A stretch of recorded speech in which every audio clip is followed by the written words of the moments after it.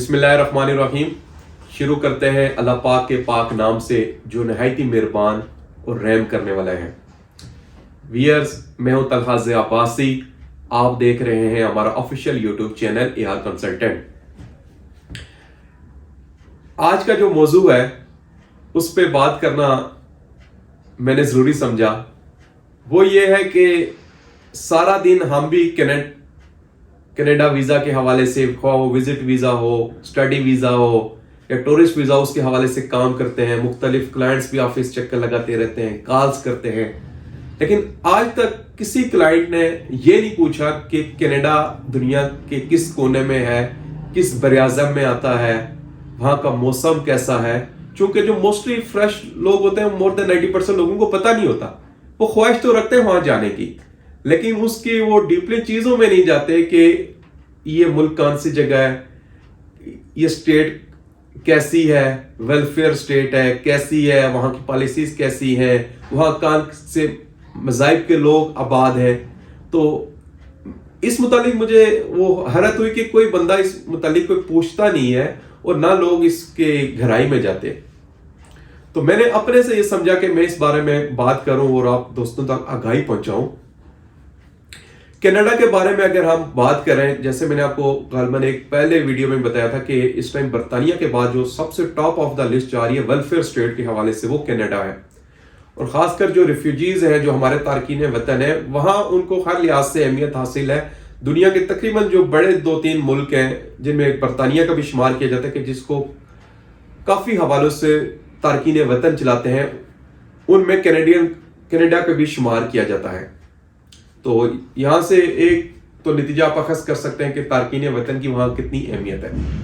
دوسرا جو آج کا موضوع ہے وہ یہ ہے کہ کینیڈا کدھر آتا ہے، اس کے جو جغرافیائی لحاظ سے، خطے کے اعتبار سے یہاں کی کیا اہمیت ہے. سب سے پہلے میں آپ کو بتاؤں جی، یہ جو کینیڈا ہے یہ تقریباً پاکستان سے 13 سے 14 گھنٹے کی مسافت پہ ہے اگر ڈائریکٹ فلائٹ آپ لے دو. غالباً اس ٹائم PIA کی ایک ڈائریکٹ فلائٹ ہے جو ویک میں 1 سے 2 فلائٹس ہوتی ہیں جو پاکستان سے ڈائریکٹ جاتی ہیں. ادروائز اگر آپ وہاں کے لیے ٹریولنگ کریں تو آپ کو وایا یا USA، دبئی، قطر، یہ 3-4 ممالک ہیں زیادہ جو ان کنٹریز سے ہو کے فلائٹیں جاتی ہیں. یعنی کہ ڈائریکٹ فلائٹ کینیڈا کی 1 یا 2 پاکستان سے جاتی ہیں، جن کی میں نے آپ کو بتایا کہ مسافت ہے وہ تقریباً 13 سے 14 گھنٹے کے درمیان ہے.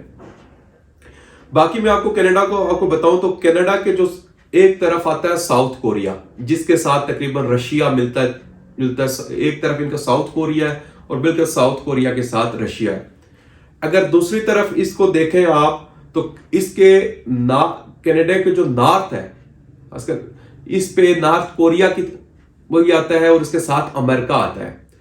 تو کینیڈا یہ جو خاص کر یہ نارتھ کا جو حصہ ہے، اس میں 3 سے 4 بڑے ممالک ہیں جو تمام یہ جو مل کے ایک، یعنی کہ آپ کہہ سکتے ہیں کہ یہ جو خطہ ہے نارتھ کا، ان میں 3 سے 4 کنٹریز کی بڑی ان کو اہمیت حاصل ہے.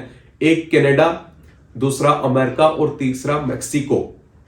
تو یہ یعنی کہ آپ کہہ سکتے ہیں کہ نارتھ میں یہ 3 جو ممالک ہیں ان کی وہاں بڑی اہمیت ہے. اور کینیڈا کو میں آپ کو بتاؤں تو کل ملا کے تقریباً غالباً اس کے 8 سے 10 جو ہیں وہ پروونسز ہیں. خاص مجھے کوئی فگرز کا تو نہیں پتا، لیکن غالباً کوئی اس کے لگ بھگ ہے.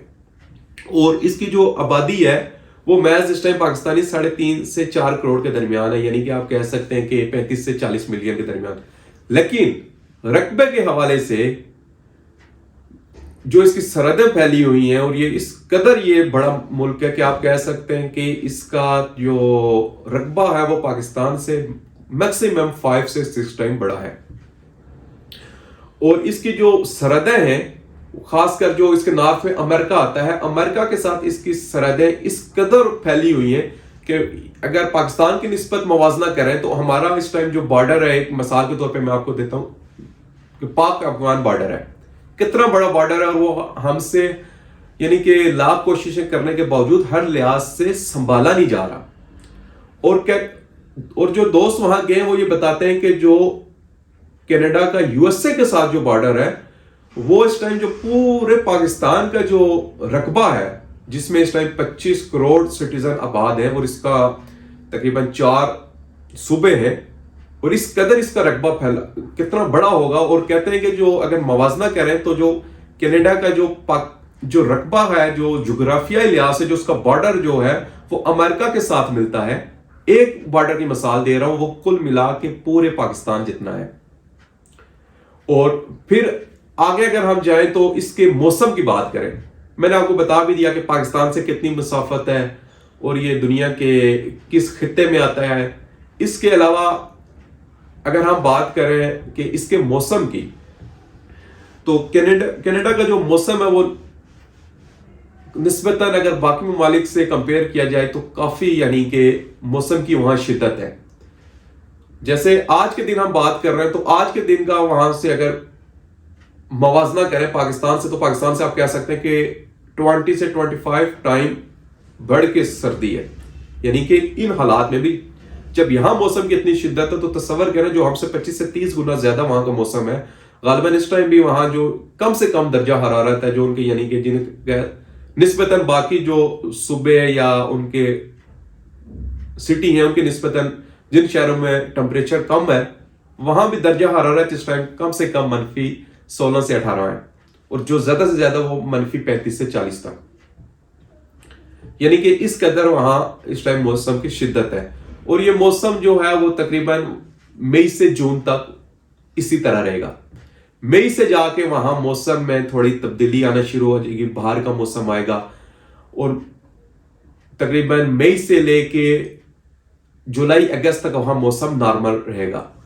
अगस्त तक, जुलाई अगस्त तक। सितंबर से वहां वापस ठंड पड़ना शुरू हो जाएगी।